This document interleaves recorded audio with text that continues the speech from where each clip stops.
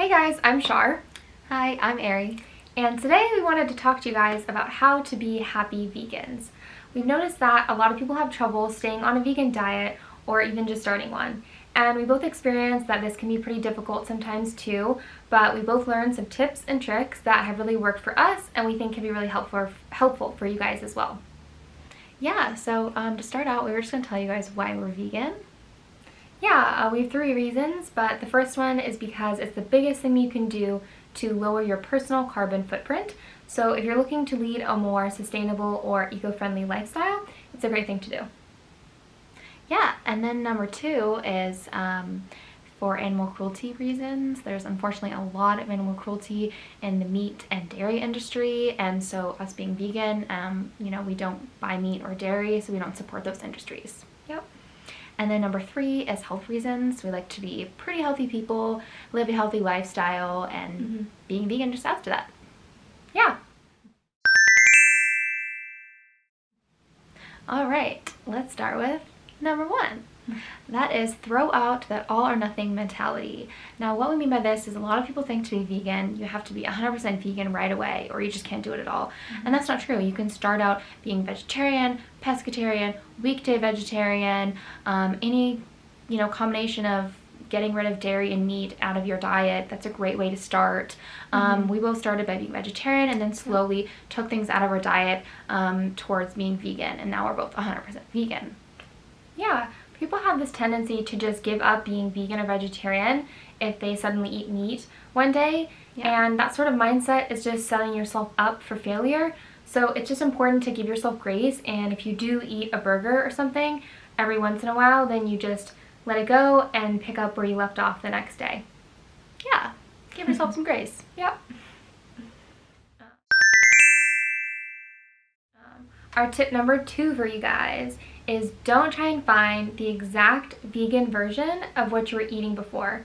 So say if you ate a lot of chicken parm, maybe you really liked that meal, you ate it pretty often, don't go to the grocery store and find the exact vegan version of that chicken parm, because it's not going to taste the same to you, and it's probably not going to feel great in your body and kind of satiate you the same way. So it's just important to try new foods to find out what kind of a vegan diet is just going to work for you. Yeah, I think that's a great way to say it. I mean, a lot of people want to just eat what they had before, but, you got to mix it up, try new things. Yeah. All right, so that's going to take us to number 3. So number 3 is talking about variety. It's really great to have a good variety in your diet, just be a happy vegan, and mix things up. Try new fruits and veggies that you may not have very much, new styles of food and cuisines. It'll just definitely keep you more entertained and, again, a happy vegan. Yeah, and just to add on to that, to keep yourself being happy, you don't want to get bored in a vegan diet, and having variety is exactly how you're going to do that, because when you eat the same thing over and over, you do tend to get bored, and then that's when you're going to maybe revert back into your old eating habits. Yep. Our tip number 4 for you guys is listen to your body. Don't listen to what other people say you should be eating. Eat what sounds good to you and what feels good in your body. There's really no one perfect vegan diet, so it's just important to not compare your diet to other people's and just eat what sounds good and feels good to you.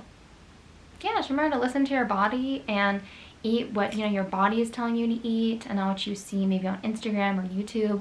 For example, we see a lot of vegan YouTubers and Instagrammers posting about their morning smoothie, and that's not something that everyone wants to have, especially if you lived in a cold climate. So just keep that in mind. Just because you see all those trends out there that vegans are doing, don't feel like you have to do those. Absolutely.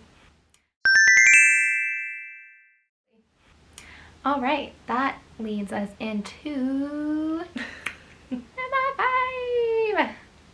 5. So number 5 is educate yourself. So what we're asking is just to do a little Googling and a little bit of reading on just the basics of food, and just learn a little bit about food. Learn what fruit has. Marzipan's joining. Learn a little bit about food. Learn a little bit about what fruit has the most fiber, what vegetable has the most protein. These things are just super helpful to know when you're cooking a meal. Exactly. It's great to have an understanding of the basics of nutrition because in your new vegan diet, you're not going to be getting the nutrients from the same places anymore. So for example, a lot of people worry about where they're going to get their protein in their vegan diet. And so say before you were eating a lot of chicken and fish, and that's where you got all of your proteins. So now in your vegan diet, you're just going to get it from beans and tofu, and some using quinoa and edamame. Even your vegetables have a good portion of protein as well. Absolutely. And that leads us to our tip number 6 for you guys. Yay! That is learning to cook. Learning to cook is so important when you want to maintain a happy and healthy vegan diet. Learning to cook is how you learn what kind of foods feel really good in your body and what kind of flavor combinations taste really good to you. So both those things are going to help you lead a happy vegan lifestyle. Yep. And I know cooking may sound like a big ask for some people and might even sound a little daunting. Yeah. Some people are just like, I don't want to cook, not for me, not my lifestyle. But, we're not saying become the next head chef at a 5-star restaurant. Just learn the basics, just learn a couple meals, learn how to cook a couple meals for yourself and prepare a few things for you that you'll like. Yeah, and just like everything else we've said, you just start small and lead up, and then before you know it, you have a handful of recipes that you know how to cook offhand, and it's easier than it might seem.